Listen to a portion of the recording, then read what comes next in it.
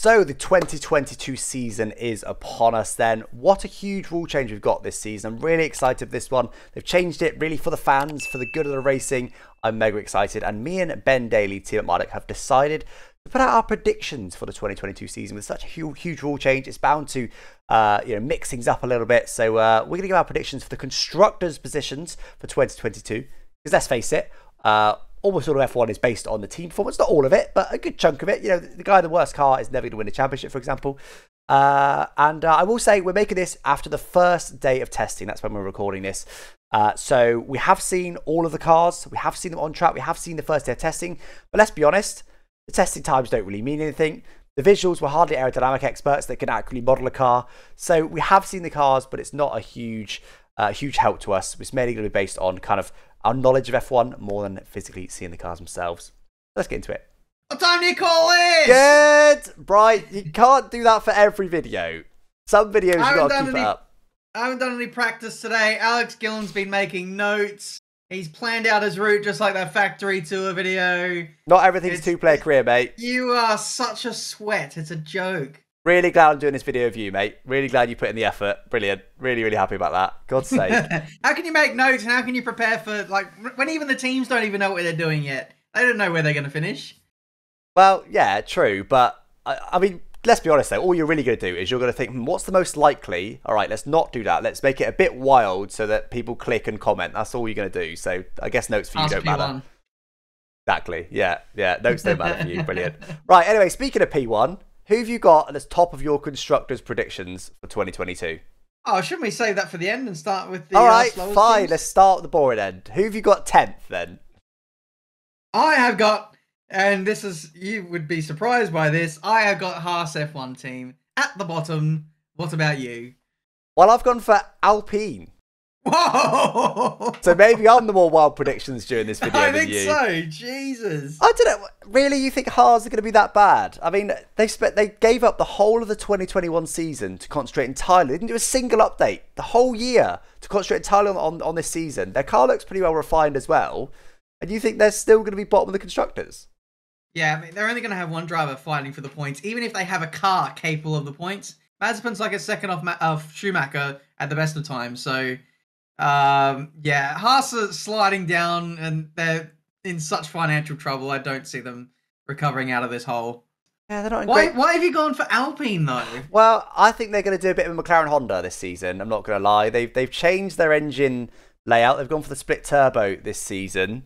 I reckon they won't have great engine reliability. I don't know. They just not all the L plan stuff. They've just not had. They've not shown to me real good potential of actually being able to do anything. Do you remember when they were when they were Renault and they were like, oh yeah, give us 3 years and we'll be at the front. We're doing all this investment, all this restructuring. No. Nothing happened. They just stayed in the midfield. So I also think Alonso is going to have, he's going to become really frustrated just like it was in McLaren Honda. Maybe not quite as frustrated because he's enjoying it a bit more this time round. But I think he's going to start to be a bit like, oh, for God's sake, guys, I've come back to F1 and this is the car I've got. But... yeah, I see what you mean. I see what you mean because this is what he's come back for, Alonso. This regulation change, and if there's no hope of him winning races or winning a championship, then that motivation, that desire to be in F1 and winning is just going to disappear straight away. So, yeah, it's going to be a very decisive year for Alpine. I will say that, but to put them last. That's a massive disservice to them. We'll see. Maybe I've been too harsh, but I had to put someone at the bottom. Yeah, someone has to go there. So we now move on to the next round of cars. Car number 9, P9 in the constructors standings. I have got Alfa Romeo. I have also got Alfa Romeo, so we're in agreement on that at least. I could easily see them being the worst car. They haven't been promising so far in testing. I know that's not much to say, but... again, Alfa Romeo is another team that I see that just doesn't have any potential. I don't really see them going anywhere. I don't really see them innovating. I think they're kind of just there, making up the numbers, unfortunately. Bottas is a good scout for those guys. Will hopefully maybe give them some spark. It'll be great for developing a car. But I think they've got bigger issues like with the personnel side and facilities and all that stuff. I do agree with everything you said, but I'm a bit more positive on their hopes. I mean, they only quite recently became Alfa Romeo, right? Like they must have a bit more money than when they were Sauber. I think they'll do okay. I mean, they had some, they did score a few points and stuff last season, and they did okay. So I think that they'll do all right. I think they'll be closer to the midfield this season than they were last season or have been previously. But I just think it's a bit too early in their build-up phase. They're kind of trying to restructure the team, rebuild as Alfa Romeo and all this kind of thing. And I don't think they'll ever be a winning team in the current guys, but I think they'll be a solid midfield runner.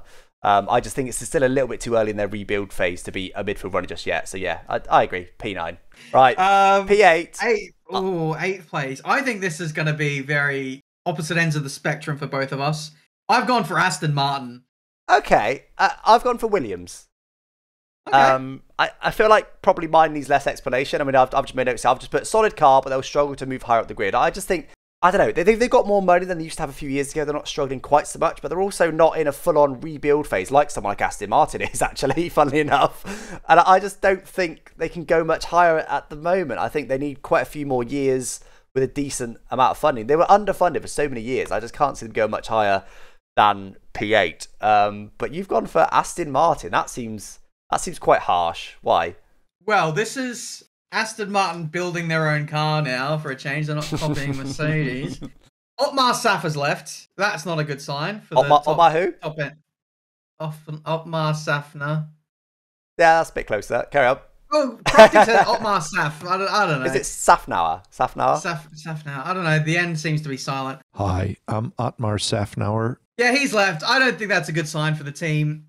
Internally, they've had a lot of chopping and changing. I don't think they're a team that's really gelling really well behind the scenes at the factory.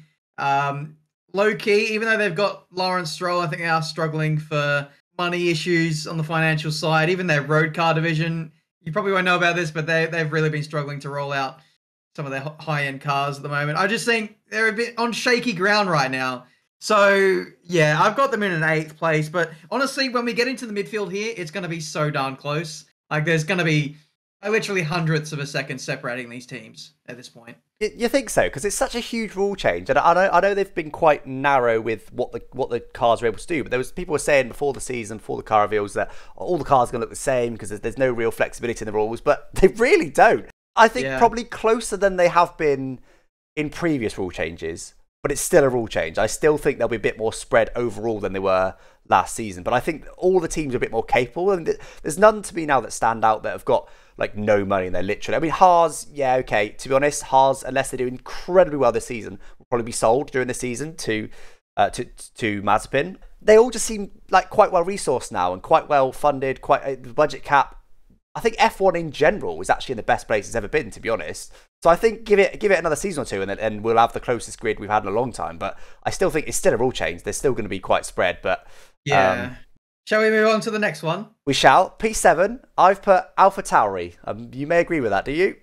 Nope. I've gone for Williams. Okay. All right. We're on similar ground here because I went for Williams last time. Yeah. Well, so AlphaTauri then. I've just put solid midfield runner, but that's where they're supposed to be. Like, they're not supposed to be up there with Red Bull, right? They're the junior team. They're there to train the Red Bull drivers effectively. It's their job to make a car that's really drivable and really stable. Rather than a car that's on the absolute peak of performance. So because of that, I just don't think they'll ever be right up near the front. I think they're designed to be right in the midfield, and I think that's exactly where they'll be this season. So yeah, P7. So explaining why I've got Williams higher than what you do. They're under new management now. They're not run by the Williams family anymore. They seem to be a team that's on the rise. Like George Russell got a podium last year, and I understand that it wasn't under the most legit.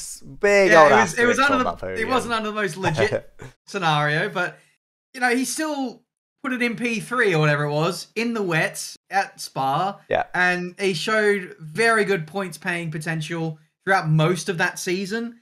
They got Albon on board now. He'll be similar-ish levels to George. I'd imagine. I think Williams are going to be very supportive for him. Nicholas Latifi, I think he's very underrated, and I think he's getting stronger and stronger. Yeah, I put them there, but I'm not sure they can go any higher than that. But yeah, P7 is, I think, pretty solid for them. Yeah, so yeah, we're more or less in agreement on Williams, don't we? We only put them one place apart, and yeah, pretty much echoing what I said there. And I agree. I think Latifi's he's more or less there now, but it's I don't know if you saw, someone put out a tweet comparing all the current F1 drivers, how they got on in junior formula against their teammates. And it was pretty much exactly as you would expect it. It was really interesting. It was like people like Mazepin and Latifi were just constantly getting beaten by the teammates, whereas people like Hamilton, Verstappen never got beaten by the teammates. But yeah, I found that really interesting. So yeah, I think Latifi is doing it right now, but I think it's just taken him so long, and I still think if his money dried up, he wouldn't be there anymore. All right, It'd be a matter of time before Jack Aiken or what's her name from Veloce? Jamie Chadwick could be there. Who knows? That'd be cool. Yeah. She needs to get out of W Series, doesn't she? Yeah, she needs F3 or F2 experience. Right, on to P6 then. So, I've put Aston Martin P6. You've already put Aston Martin down lower. Who have you put P6? I've got AlphaTauri. Okay, again, echoing mine pretty much then. Yeah. Yeah, I don't think we need to dwell on this too much because we've already covered these two teams. But yeah, like I said, Tsunoda going to be consistent, more consistent this season. Gasly's in the form of his life right now. Yeah, P6 for me. I mean, I just want to highlight on Aston Martin because I didn't say too much about it because I knew that I hadn't predicted them yet. But so I've put solid team, but I think Lance Stroll is too involved. Sorry, not Lance. Lawrence Stroll is too involved. Obviously, Lance Stroll is involved. I just think it seems like he's a bit of a micromanager. From what I've heard, it seems like he's like pushed. So, for example, the Mercedes copy, the pink Mercedes they did. As far as I gather, that was pretty much all Lawrence Stroll's idea, and he was really pushing for like, guys, let's just do it, let's do it. And don't get me wrong, it worked really well, didn't it? It worked really well for a season, but the next season, suddenly, they just couldn't develop it because it wasn't their concept, and it's just like, yeah. And from what I gather, there's a bit of internal unrest that he's really pushing the team in a certain direction. They're kind of all going, well, you're hiring us to come up with the ideas for you and to push this team forward, and then you're just getting too involved. Like, just back off a bit. Like, you don't know how to design a car. You know what I mean? Like, I think it's a bit too involved. And I also think they've lost their best bang for the buck status. Like, under Racing Point and Force India, they didn't have a big budget, but they were always like right at the front of the midfield, which was crazy, and they were always just so efficient with their money.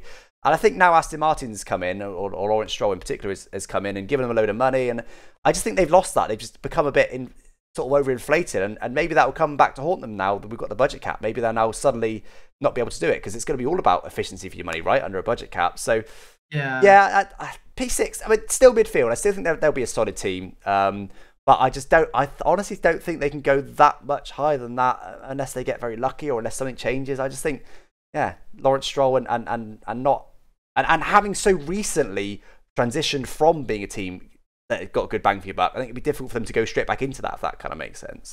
Yeah, I think the only saving grace for them is last year they focused on a car that they built a car that wasn't high rake. Now we're seeing all the cars this year are not high rake, so this might play into their development, what they've been building towards. So We'll see what holds for that team. But yeah, like you said, they're a long way from what they used to be as Force India when they were the best bang for the buck.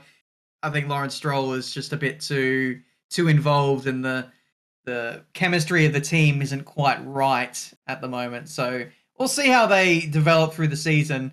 I think what the cars that we see in in the first race in Bahrain are going to be wildly different to what we see halfway through the season. The pecking order, I think, will change so quickly from even what we're saying. Yeah, I agree. Right, go then. P5. Who have you got? P5. I've got Alpine. I see a bit more potential in them than you. Just a little bit. Well, I'm going to upset you here. I've put McLaren P5. Oh, yikes. I hope you're wrong. We've seen the cars now, and it just looks a bit boxy and basic compared to some of them. I mean, they might have a huge upgrade package coming for the second test or for the first race or whatever that completely changes it. But it looks all right. Like, it's not awful, but it just doesn't look like anything special. You know what I mean? Like, you got the crazy side pods on the Ferrari and even crazier side pods on the Red Bull, and the Haas looks really refined. The McLaren just doesn't look like any of those things. It just looks a bit basic. I'm just not sure they'll get it right to begin with. Like I said, some teams have got to get it right, some teams have got to get it wrong. I think McLaren's one of those that might get it wrong, just having looked at the car. So I think they'll struggle. Well, Alpine, I have gone for them because with the restructuring of their engine, you're seeing that as a negative. I'm seeing that as a positive.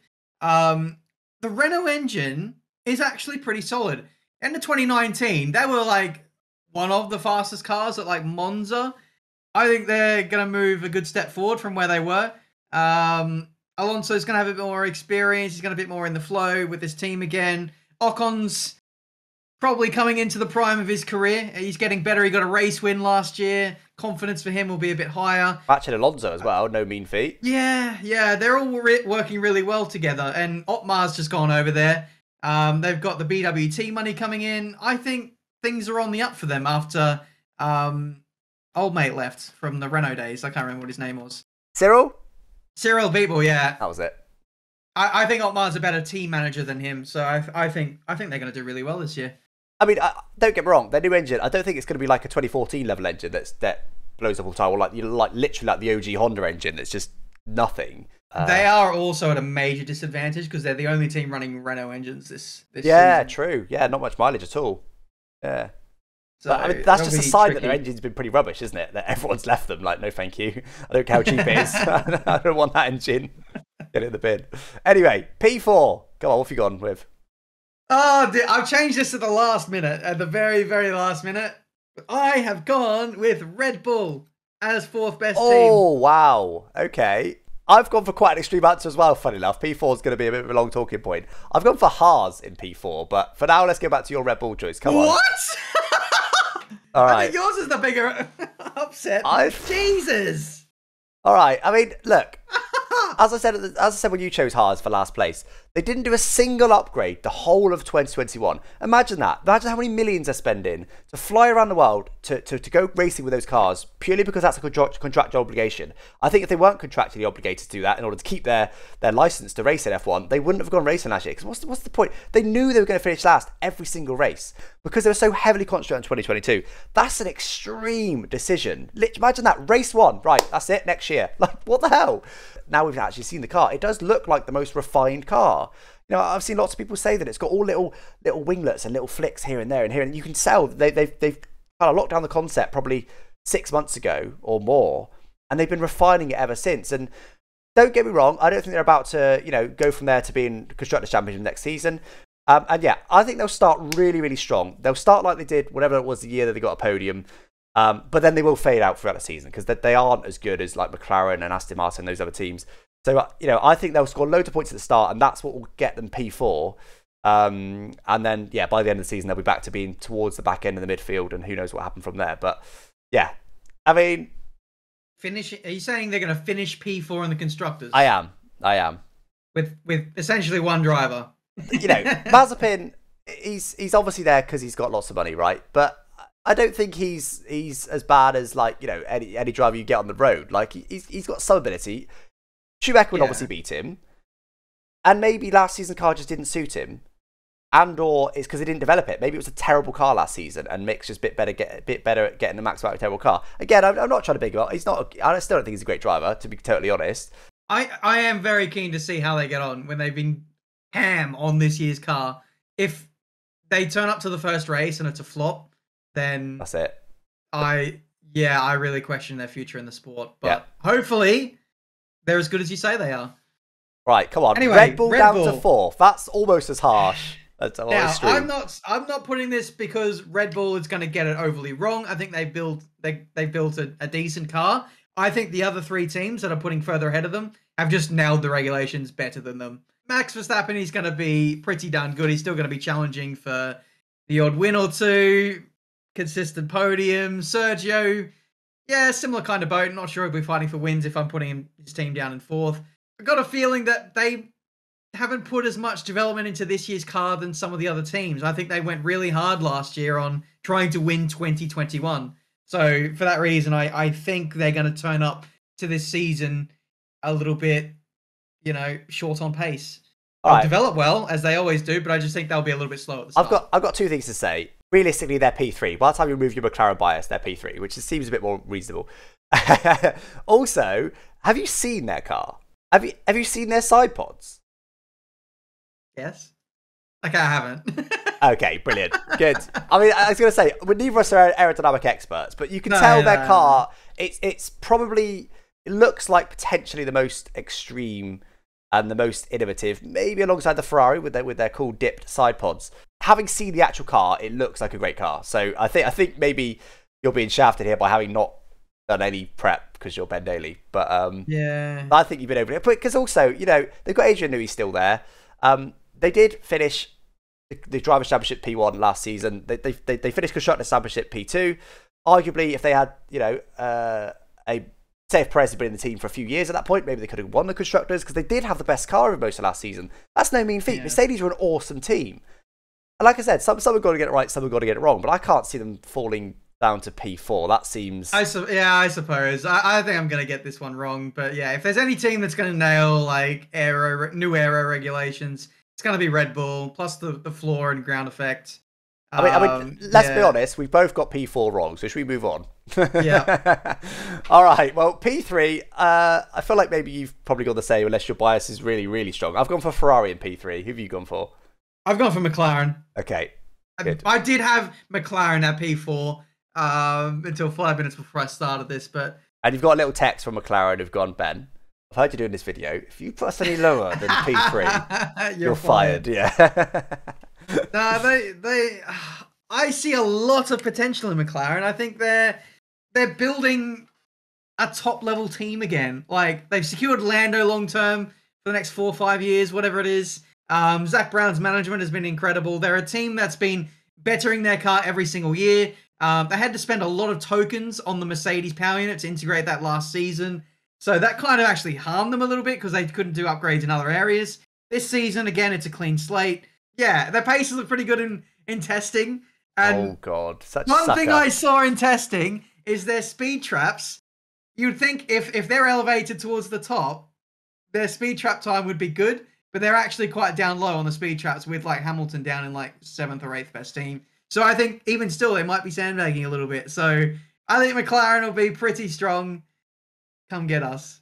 Yeah, I mean, to be honest, I mostly agree. I mean, I've put them down in P5. I do agree. Zach Brown, I think, is a great team boss. They've obviously got the good funding there. The budget cap will help them as well because they never had the Mercedes or Red Bull Ferrari level of funding.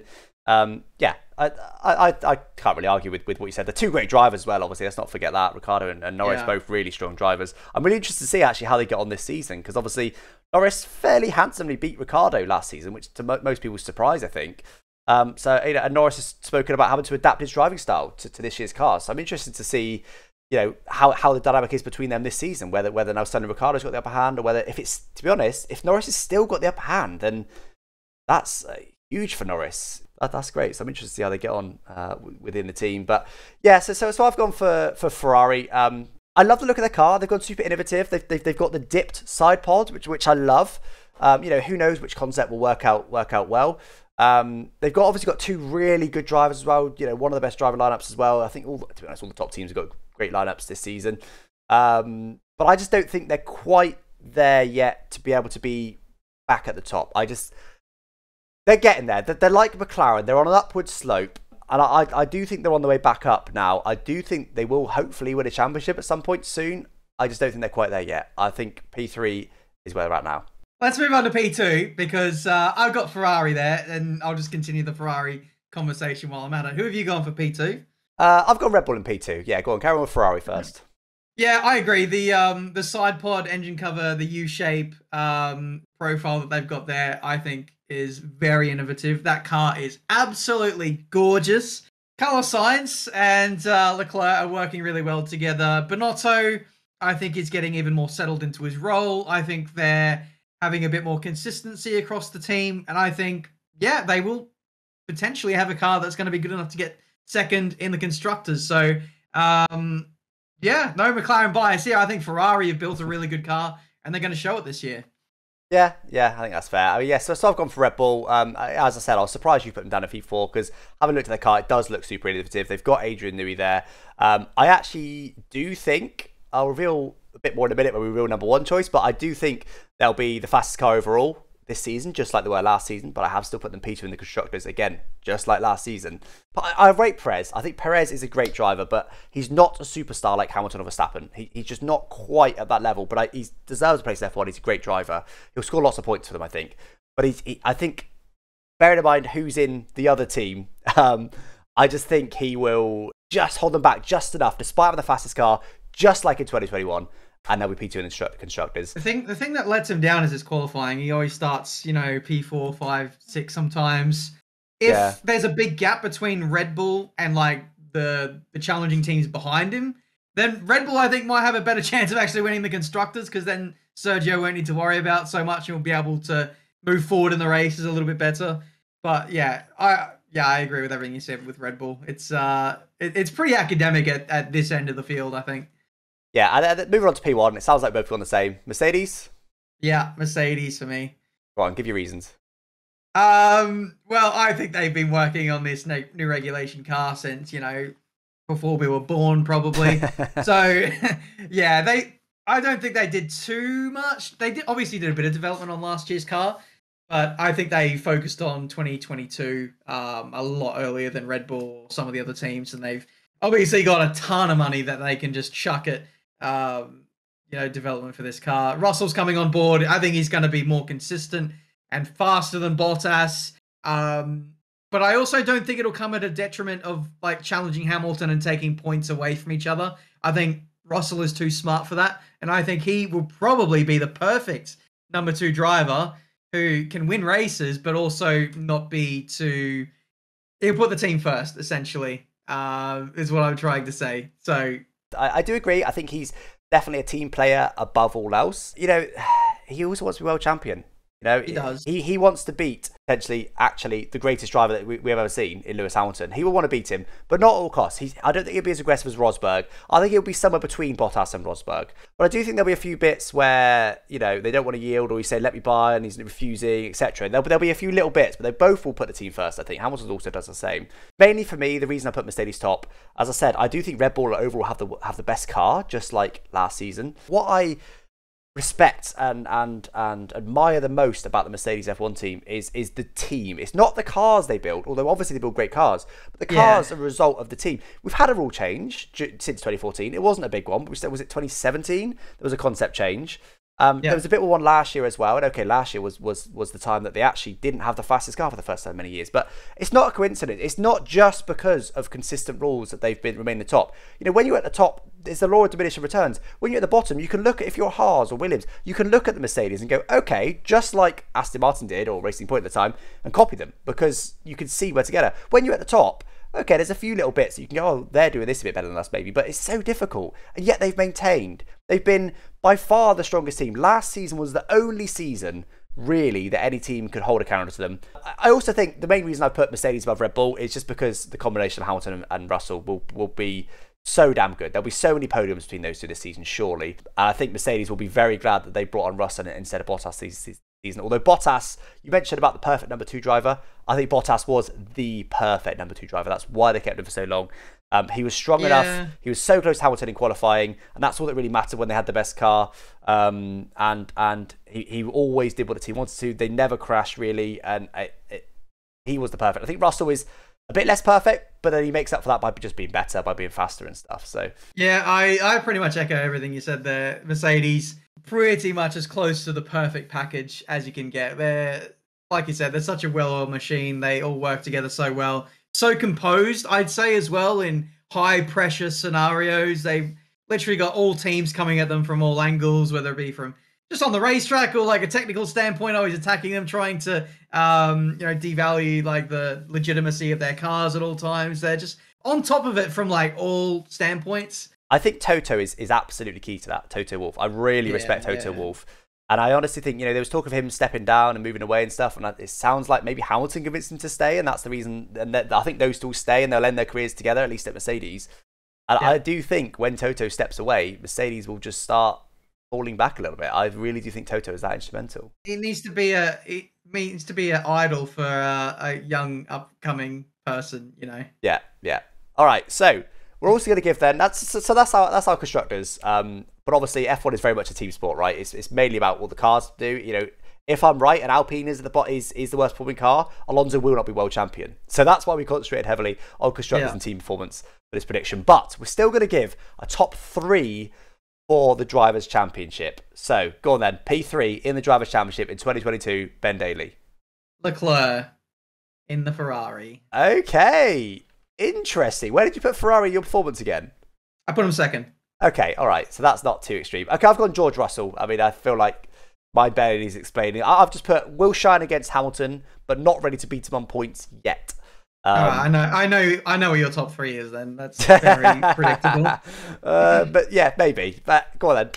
Charles Leclerc, P3. Why? Well, I think he's going to bounce back this year now that the Ferrari is a bit more in the game. I think Leclerc probably didn't have the best year last season. Maybe didn't gel with that car and maybe lost a bit of confidence with Sainz really shining quite well last season. Yeah, I just think Leclerc is going to bounce back well, and he's maturing a little bit more, and he's gonna be quite consistent. I think that's what's going to win in P3. I want one bonus answer. If that's the case, where do you put Sainz in the standings at the end of the year? 4th. Okay, yeah. I was going to say... Fairly close behind, I'd say. Yeah. Because Sainz was so impressive last season. I would have been surprised if you were like, Dad in 7th, he's rubbish, he's clapped. No, not at all. Okay, all right. Good driver. Go on. You're saying that you know what my top 3 is. What's my P2? Your P2 is Max Verstappen. It is not. It's Lewis Hamilton. Wrong. What's your P2? My P2 is Lewis Hamilton. Okay, all right. So we're in agreement on that one. So I've just put, will struggle at times to beat George, but will come out on top comfortably on points. So I've really just compared him to George Russell. But, I said before, I think Red Bull have the best car. And if it's a repeat of last season, I mean, Hamilton got very close to beating him. And, we don't need to talk about Abu Dhabi. But if you look at the stats across the season, Verstappen was the rightful champion. Verstappen had the most poles, the most wins, the most laps led. There was so many reasons. Red Bull had the best car overall last season, I'd say. Certainly more consistent car. And I think it'd be the same this year, although in very different circumstances. So it's for that reason. I guess I just revealed my P1, but it was probably quite obvious. My P1's also Max Verstappen, and I think it'd be the same as 2021, to be honest. Go on. No Michael Massey to help him this year, though. Don't. That's why he's not in my top 3. Stop it! You just want all the comments. Don't fall for the bait, guys. It's what are we half an hour, 40 minutes into the video. No one's watching at this point. So. Obviously, I've gone for Lewis Hamilton in P2. That obviously means I've gone for George Russell as my P1 to win the drivers' standings this year. And I think this ultimately depends on how well he starts the year. If Russell gets off to a flying start, gets a win or two, gets the confidence up and high, gets in the mind of Lewis Hamilton, I think that's what he needs to do a little bit. I don't foresee that happening. I think George is just going to be very consistent. But at some point, Lewis Hamilton has got to drop off a little bit in terms of either fitness, reactions, natural driver skill. 37, you got to remember. So, he's at the peak of his performance now. Will that carry on this year? Who knows? There could be reliability that affects, Hamilton's car and maybe not George. There's a whole number of factors. But also the Max Verstappen factor. If Hamilton and Verstappen come together a few times this year, he's not got Bottas on the other side of the garage, scooping up a P4 or whatever. So, yeah, I think George is the real deal. He's been so fast in every Formula I've seen. He did magical things in that Williams. I think he'll be at a very similar level to Lewis, but it just depends on how well he starts the season and how he carries on that going forward for the rest of the season. But yeah, I think George is going to have a great season regardless. So I've basically just spent your entire time talking there shaking my head. Pretty much disagree with most of what you just said. I don't know. I just don't... I agree with a lot of it in principle. At some point Hamilton's got to start falling off, right? But I actually do think, rewind a couple of years, he might have won the Drivers' Championship last season. Taking out the Abu Dhabi factor, ignore that. I just think he could have performed better, perhaps. I think he's actually maybe already started to fall off. But he's still an incredible driver. He's so well-rounded these days. Yeah. It's ridiculous. Everything. He hasn't got any weak points, at all. It's ridiculous. Yeah. And I just don't think... I think there'll be more fire in him this year. I think after last season, he mentioned it in the Mercedes launch, and he's like, you thought I was good last season. Wait till you see me this season type thing. And it's like, I really think he's going to give it everything this season. Maybe this will be his last. Who knows? Because maybe he'll give it everything, and if that's not enough, maybe he will just decide to go, right, well, in which case then, that's it. I'm done. Cheers, guys, sort of thing. I don't think you can say he's fallen off yet, though, despite all that. And George Russell, I'd rate him highly, and I think he'll do fantastically well. But I just don't think he could beat Hamilton in the first season in the same car as him. I think next season... I think it is very easy to say that Hamilton is going to win the championship, and it most likely will happen. But maybe I'm just doing this for the sake of the video. Sometimes things don't always plan out like you think they will. With Max and Verstappen, Max and Hamilton last year. Yeah. There's not everything is going to be so like, concrete, predictable every single race. Things happen in a Formula One season that we just don't know about. So, True. yeah, I have gone on a bit of a limb. I think it's more likely that Hamilton's going to win, but I think, maybe for the sake of the video, I've just said George Russell. So Good, brilliant. We'll see what happens, but Russell winning the championship is still a very high possibility. I just think Hamilton's too well-rounded to lose out across the season. But yeah, I mean, I do agree. I really highly rate George Russell. Like I said, I do think next season, I would probably... We'll see how this season goes, obviously, but I think already next season, if things stay as they are, and let's say Mercedes has got the best car next season, I think we could well be see George Russell world champion. I think Lewis Hamilton will start to fall off a bit more, and I think George Russell will have a year in the team. He'll have learned from Hamilton for a year, and I really do think next season it could be George Russell versus Verstappen. But I think this season, I think it's just one season too early for that. But yeah, you just have to. The reason why I've gone for that is I base quite a bit of it off of Bahrain 2020. Like, he was able to jump straight into that car and be faster than Bottas. Pretty much outraced him in that race. Got very unlucky with the tyre pit stop, whatever it was. Yeah. And he wasn't even fully molded into that car. He couldn't fit into the car. Yeah. Like, he was wearing super tight shoes, and he had no real warm up with that, no testing or anything like that. And he was instantly on the pace. So I see no reason why he won't be a top flight driver in the top flight team. He'll of course be able to handle the pressure, so he'll just be flying, I imagine, from the get-go. Yeah, I completely agree with that. All right, well, there we go. That rounds out those predictions. I mean, I think probably one thing we can both agree on is mega excited for this season. I mean, the rule changes are so exciting. I love that finally we've got some rule changes that are entirely based on the show rather than based on, should we just change this just for the sake of it? And it's they look incredible. They do. I've always quite liked the engines. I'm not that upset with them. People hate DRS. They're talking about potentially getting rid of DRS if the rules do what they're supposed to do. I'm glad they've still got it though as a just in case for this season. Really, not just in case, but I'd rather have DRS and it be OP or not really necessary than not have it and then just not be able to overtake again. Just a rule change. One final prediction, Alex. Do you think that the cars will actually be able to follow each other closely this year, like they're supposed to, or do you think it'll be more of the same? Well, I mean, I definitely will be able to follow closer. I guess it depends where you draw the line. I tell you what, let's draw a line. We drew lines in the sand all video. Let's draw one more line in the sand, shall we? What sort of distance do you think cars will comfortably be able to follow gap-wise? Last season, probably like a second, maybe even a little bit more back. Do you think they were comfortably able to follow at? Yeah, I think probably like 7/10 this year. I think a bit closer, actually. I think not much closer. 5 or 6 tenths back, I reckon they'll be able to be closer, which I think will be enough because the slipstream's still going to be mighty powerful. They're doing 300 kilometers an hour still. There's still a hell of a lot of drag on those cars. So the F1 game just doesn't do justice to the amount of slipstream that they get in real life. So if they'll be able to be within 5, 6, 7 tenths, I do think we'll start to see some real overtakes without DRS. Hopefully.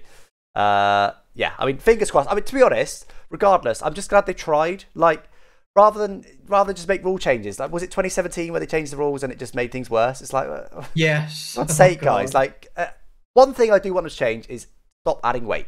No, they need to be light again. Yeah, difficult with hybrid. We won't go into that today, but I definitely think they need to stop adding weight. But yeah, regardless, even if it's not doesn't completely fix the problem, it's a step in the right direction. I'm happy. They look incredible. We've got a shake up between the teams. Driver changes as well. We've got George Russell alongside Lewis Hamilton. It's all exciting. The budget cap's coming in. The car's looking incredible. Yeah. I just think it's a great time to be a Formula One fan, to be honest. Yeah. We're heading into a very good era. So and Drive to Survive, of course. There's new fans as well. Like, it's just, there's so much at the moment. It's arguably getting too popular. We can't even get tickets to races anymore. It's true. Silverstone's already sold out. Yeah, nuts. Yeah. Silverstone, Australia's already sold out. Like, most of the races later on this year are sold out too. Wow. It's pretty crazy. But guys, before we go, you've probably already done it, but just in case you haven't, let us know down in the comments what your predictions are for the constructors and the top 3 for the drivers. Let us know as well if you think the racing is going to be closer this year. And thanks for tuning in. Yeah, hopefully you enjoyed this video, guys. A little bit different from me and Ben. I mean, if you did enjoy this sort of content, we could definitely do more podcasty vibe content. I don't think we'll ever be podcasters, Ben, but we could certainly do some more, perhaps, you know, like race reviews or something. I don't know. Just yeah, just let us know down in the comments what you thought, really, and we'll judge it from there. Yeah, cool. I've been far too civil. I just need to get this out of my system. You're the worst. Get in the bin. Right. I hate you. Wow. Okay, thanks for watching. You ran out of steam quick then, Jesus. Yeah. 2 insults, and then there was one sort of that you just half came up with, and that was it. That was easy. Oh, you fell off. Lost ratio. Yeah, brilliant. Nice parrot. All anyway. Right, let's wrap this up. Thanks for watching. Please leave a like, subscribe, check out each other's channels, and we'll see you next time. Thanks for watching, guys. Catch you next time. Bye-bye. Nice parrot. Good.